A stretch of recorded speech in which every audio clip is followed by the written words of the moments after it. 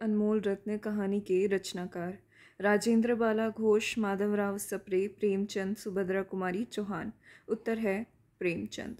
उपरोक्त कहानी का प्रकाशन वर्ष 1906, 1907, 1908, 1909। उत्तर है 1907। दुनिया का सबसे अनमोल रत्न कहानी किस पत्रिका में प्रकाशित हुई? ज़माना, हंस, साहित्य भारती, ज्ञानोदय। उत्तर है ज़माना पत्रिका। यह कहानी किस कहानी संग्रह में प्रकाशित हुई? सप्तसुमन, प्रेम पूर्णिमा, प्रेम तीर्थ, सोजे वतन। उत्तर है सोजे वतन। असंगत मेल चुने, प्रेम पूर्णिमा, ये सब प्रेमचंद के कहानी संग्रह हैं। प्रेम पूर्णिमा प्रकाशन वर्ष 1918, प्रेम प्रसून प्रकाशन वर्ष 1924, प्रेम प्रतिमा प्रकाशन वर्ष 1926, प्रेम तीर्थ प्रकाशन वर्ष 1927, सप्तसुमन प्रकाशन वर्ष 1930, कफन प्रकाशन वर्ष 1935। प्रेम तीर्थ का प्रकाशन वर्ष है 1928 और कफन का प्रकाशन वर्ष है 1936। दुनिया का सबसे अनमोल रत्न कहानी के पात्र नहीं हैं दिलफिगार, दिलरेज, काला चोर, राजपूत, सिपाही। उत्तर है दिलरेज। दिलफिगार कितने दिनों से कटीले पीर के नीचे बैठा रहा? 1 दिन, 2 दिन, 3 दिन, 4 दिन। उत्तर है 3 दिन।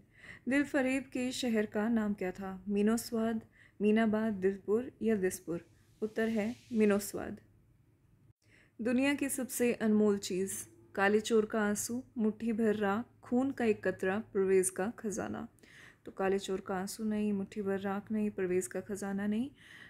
देश की रक्षा के लिए जो बहाया गया आखिरी खून का कतरा, ये है। अगला है कानों में कंगना कहानी के रचनाकार कौन है? शेखर जोशी, कृष्णा सोबती, हरिशंकर प्रसाई, राजा राधिका रमन प्रसाद सिंह। कानों में कंगना कहानी का प्रकाशन वर्ष क्या है? 1911, 12, 1913, 1914। उत्तर है 1913। उपरोक्त कहानी का प्रकाशन किस पत्रिका में हुआ है?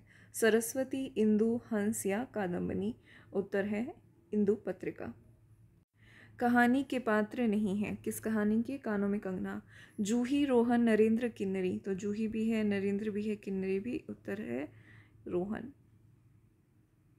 अगला प्रश्न है नरेंद्र ने दक्षिणा में क्या नहीं दिया था? 1 जोड़ा पीताम्बर, 2 चांदी के कंगन, 5 स्वर्ण मुद्राएं, 2 कनक कंगन। तो उत्तर है 2 चांदी के कंगन। उपरोक्त कहानी में किरण के पिता का नाम है योगेश्वर, मुनीश्वर, विश्वेश्वर या ऋषिकेश। उत्तर है योगेश्वर। कहानी में किरण की तुलना किससे की गई है? वन के फूल, नवीन चमन के फूल, फूलदान की शोभा या बाग के फूल। उत्तर है वन के फूल। विवाह के बाद नरेंद्र और किरण कहाँ रहने गए? अहमदाबाद, ऋषिकेश, मुरादाबाद या बनारस। उत्तर है मुरादाबाद। फाइनली क्विक रिवीजन कर लेते हैं।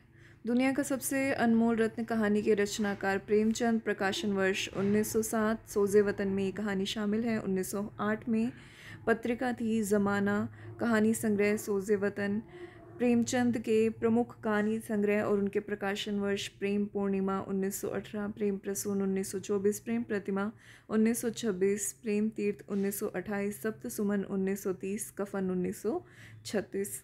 दुनिया का सबसे अनमोल रत्न कहानी के पात्र हैं दिलफिगार, दिलफरेब, काला चोर, राजपूत सिपाही। दिलफिगार कितने दिनों से कटीले पेड़ के नीचे बैठा था? 3 दिन। दिलफरेब के शहर का नाम मीनोस्वाद। दुनिया की सबसे अनमोल चीज़ है खून का एक कतरा। कानों में कहानी जो कंगना कहानी के रचनाकार हैं राजा राधिका रमन प्रसाद सिंह। कहानी का प्रकाशन वर्ष है 1913, पत्रिका थी इंदु पत्रिका। इसके प्रमुख पात्र हैं नरेंद्र, जूही, मोहन, किन्नरी, किरण, योगेश्वर। नरेंद्र ने दक्षिणा में क्या क्या दिया था? 1 जोड़ा पीताम्बर, 5 स्वर्ण मुद्राएं, 2 कनक कंगन, जिसमें केवल 2 कनक कंगन किरण ने रख लिए थे, बाकी योगेश्वर ने लौटा दिए थे। किरण के पिता का नाम है योगेश्वर। किरण की तुलना वन के फूल से की गई। विवाह के बाद नरेंद्र और किरण मुरादाबाद रहने आए। नरेंद्र ने अपनी सारी संपत्ति किन्नरी पे लुटा दी थी। अंत में हमें किरण की मृत्यु देखने को मिलती है। महत्वपूर्ण कथन के लिए जो नीचे डिस्क्रिप्शन बॉक्स है उसमें इन दोनों कहानियों का लिंक होगा, उसे एक बार सुन लीजिए।